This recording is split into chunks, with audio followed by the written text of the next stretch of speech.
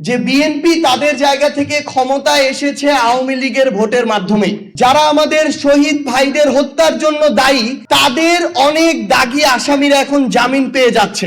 যে আপনারা বিরোধী দলের কবর খুঁড়বেন, আবার নিজেরা সংসদীয় স্বৈরতন্ত্রের পথে হাঁটবেন, তাহলে মনে রাখবেন ওই কবরের আপনাদের জায়গাটা হবে সবার আগে। এ পর্যায়ে বক্তব্য রাখবেন জনাব সার্জিস আলম, মুখ্য সংগঠক, উত্তরাঞ্চল জাতীয় নাগরিক পার্টি। আসসালামু আলাইকুম ওয়া রাহমাতুল্লাহ। জুলাই সনদের 84টি বিষয় ছিল, এর মধ্যে বিএনপি দলগতভাবে নোট অফ ডিসেন্ট দিয়েছে 10টি বিষয়। ওই 10টি বিষয় হচ্ছে বাকি 74টা বিষয়ের চেয়ে বেশি গুরুত্বপূর্ণ এই রাষ্ট্রের জন্য, সংস্কারের জন্য, অগ্রগতির জন্য। অন্তর্বর্তীকালীন সরকারের 133টা অধ্যাদেশ, এর মধ্যে ইতিমধ্যেই 20টা বাতিল হয়ে গিয়েছে। এগুলো আর নতুন করে আইন করার কোনো সুযোগ নেই। বিএনপি যদি করে তাদের মতো করে করবে। এই বাংলাদেশের সংস্কারের জন্য যেই প্রতিষ্ঠানগুলো বাংলাদেশের আওয়ামী লীগ ধ্বংস করে গিয়েছিল, সেগুলোর স্বাধীনতার জন্য এই 20টা অধ্যাদেশ বাকি 113টা অধ্যাদেশের চেয়েও বেশি গুরুত্বপূর্ণ ছিল।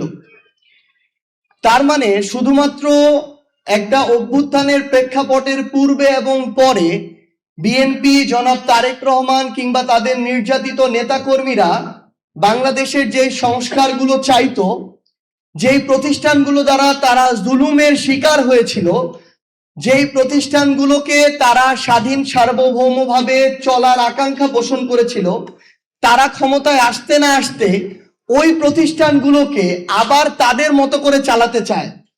ওই প্রতিষ্ঠানে আবার সরকারি দলের ছড়ি ঘুরাতে চায়।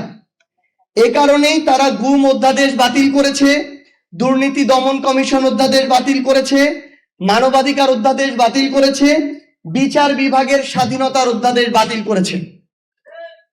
আরেকটা গুরুত্বপূর্ণ বিষয় হচ্ছে, দুঃখজনক হলে এটাই সত্য, যে বিএনপি তাদের জায়গা থেকে ক্ষমতায় এসেছে আওয়ামী লীগের ভোটের মাধ্যমে।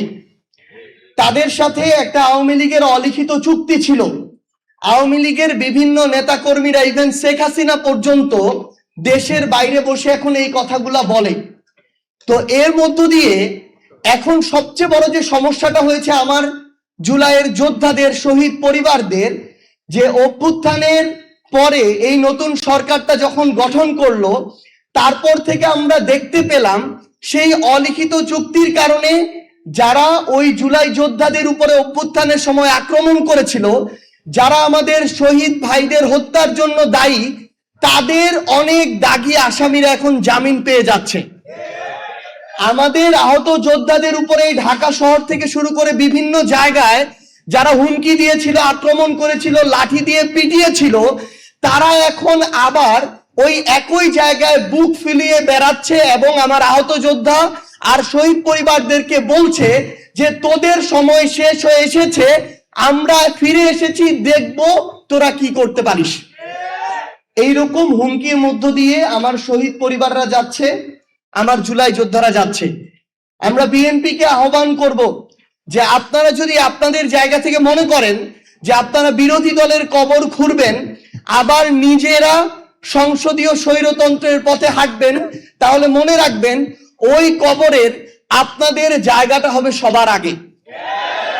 এবং শহীদ পরিবার এবং আহত যোদ্ধাদের সর্বশেষ একটা কথাই বলবো, যে আপনারা দয়া করে কোনো কিছুর বিনিময়ে, কোনো কিছুর বিভিন্ন ধরনের তারা তাদের জায়গা থেকে আমরা দেখাচ্ছি, আপনাদেরকে আশা দেখাচ্ছে, লোভ দেখাচ্ছে, দয়া করে এগুলোর বিনিময়ে বিভাজিত হয়ে সামগ্রিকভাবে আপনাদের যে আকাঙ্ক্ষাটা, এটাকে ক্ষতিগ্রস্ত করবেন না। কারণ এই আকাঙ্ক্ষা যদি ক্ষতিগ্রস্ত হয়, বাংলাদেশ ক্ষতিগ্রস্ত হবে, আর বাংলাদেশ ক্ষতিগ্রস্ত হলে আপনিও বাংলাদেশের অংশ, আপনিও এটা হবেন। আমরা আপনাদেরকে কোনো দলের ব্যানারে দেখতে চাই না। আমরা চাই সকল শহীদ পরিবার এবং আহত যোদ্ধারা একসাথে যে আকাঙ্ক্ষা নিয়ে আপনাদের পরিবারের মানুষগুলো জীবন দিয়েছে, আপনারা ওই আকাঙ্ক্ষার পক্ষে থাকুন। যদি আমরা এর পক্ষে কথা বলি তাহলে আমাদের পক্ষে কথা বলতে পারেন, যদি আমরা বিপক্ষে কথা বলি তাহলে প্রয়োজনে আমাদের বিপক্ষে কথা বলবেন। সবাই ভালো থাকবেন, দোয়া করবেন। আসসালামু আলাইকুম ওয়া রাহমাতুল্লাহ।